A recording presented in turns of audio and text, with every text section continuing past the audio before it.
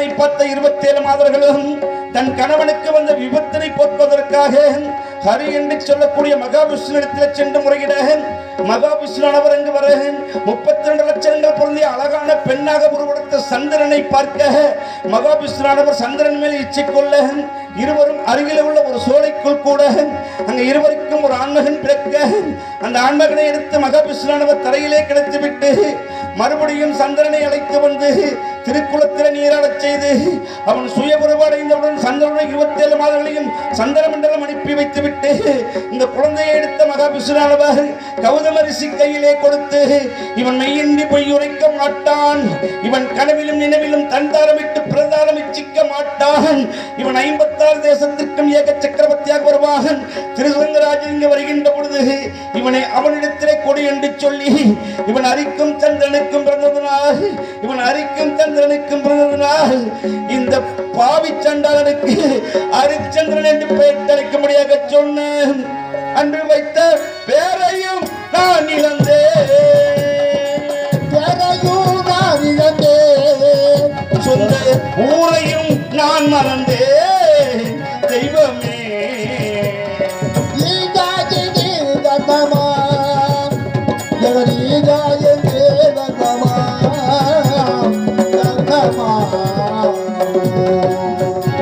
இப்படியாக திருசங்கராஜனானவர் காட்டுக்கு வந்தபோது கௌதம ரிஷியானவர் என்னை எடுத்து திருசங்க கையிலே கொடுக்க திருசங்கராஜன் என்னை எடுத்து அயோத்தி தேசத்திற்கு அழைத்து சென்று என்னை நாளொருவன் பொழுதொருமேனியாக வளர்த்து எனக்கு 27 வயதிலே 56 தேசம் என்று சொல்லக்கூடிய அங்கம் மரணம் அவந்தி ஆந்திரம் குரு கூச்சரம் குந்தரம் குடகு குருவிந்தம் கன்னடம் காஷ்மீரம் கரசம் கர்நாடகம் காவகம் காசி காம்போதம் கலிங்கம் கடாரம் படாரம் கொப்பரம் பல்லவம் பாண்டியம் மாஞ்சாலம் சிங்களம் செப்பராடம் எவனம் வட்டியம் தட்டியம் கோசரம் மங்களம் மம்மனம் ஒட்டியம் அன்னபட்சம் மாதுள மலையாளம் சாதவன் நடந்தம் வங்க வங்காளம் வடமதுரை துருவம் விதர்ப்பகம் ஆந்திரம் ஒன்மருது தர்சனம் பாகிஸ்தானம் காரகம் ஆச்சாரி அயோத்தி என்று சொல்லக்கூடிய 56 நாட்டை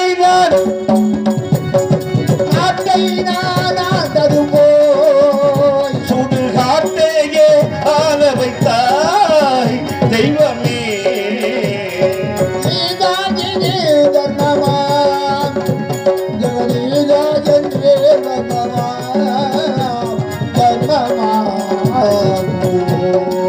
இப்படியாக நான் 56 தேசத்தை மனசாட்சி செய்த பொழுது என் தந்தையாரும் சொர்க்க பதவி அடைந்தார்.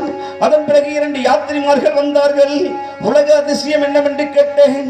கண்ணம்மாபுரில் இருக்கக்கூடிய மதிதயன் மலப்பு மகளான சந்திரமதி மாலையிடம் அங்கேயா இருக்கிறார் என்று தெரிவிக்க 55 தேச அரசர்களுக்கும் நிலவொளி கிடைக்க இந்த பாவி எனக்கும் ஒரு நிலவொளி கிடைக்க அதை எடுத்துக்கொண்டு நான் மருதம் முல்லை நெய்தல் பாலை என்று சொல்லக்கூடிய 4 நிலத்தையும் தாண்டி பாவி நான் பாலைவனத்திலே பிரவேசித்தேன்.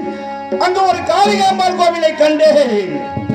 அந்த காளிகாம்பாள் கோவிலின் கல் சுவற்றிலே கல்தேர் கல் குதிரை வில் அன்பு 4 என் கண்களுக்கு பொன்மயமாக தெரிய தேரை விட்டு கீழறங்கி காளிகாம்பாள் நமஸ்கரித்தேன்.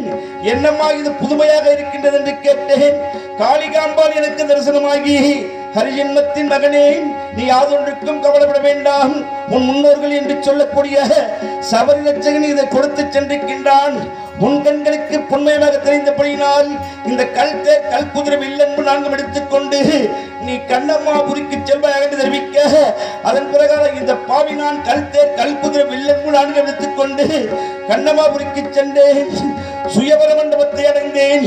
அங்கு ஒரு பெண் அமர்ந்திருப்பதை கண்டேன். அவள் களத்தில் திருமாங்கல்யம் ஜொலிப்பதை உணர்ந்தேன். திருமணமான பெண்ணுக்கு மறுமணமா என்று கேட்டேன். அவையோர்கள் என்னை பைத்தியக்காரன் என்று தெரிவிக்க அப்பொழுது காமாட்சியான விழுங்கங்காதரன் மந்திரத்தில் தோண்டி அன்னவன் கண்களுக்கு திருமாங்கல்யம் தெரிந்தபடியினால் அவனுக்கே அவளை மனமுடித்து வைப்பீர்களா என்று தெரிவிக்க அதன் பிரகாரம் அவளை கரம்படா தாலி கட்டி அயோத்தி தேசத்திற்கு அழைத்து வந்து அவள் அந்த புறத்திலே கருவுற்று எனக்கு ஒரு ஆண்மகனை பெற்று தந்தார்.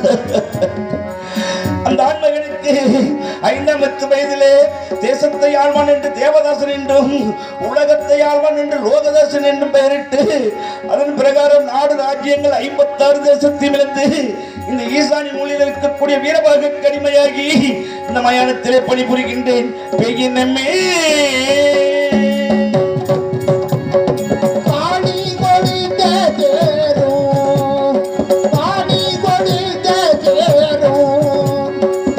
எல்லா பூ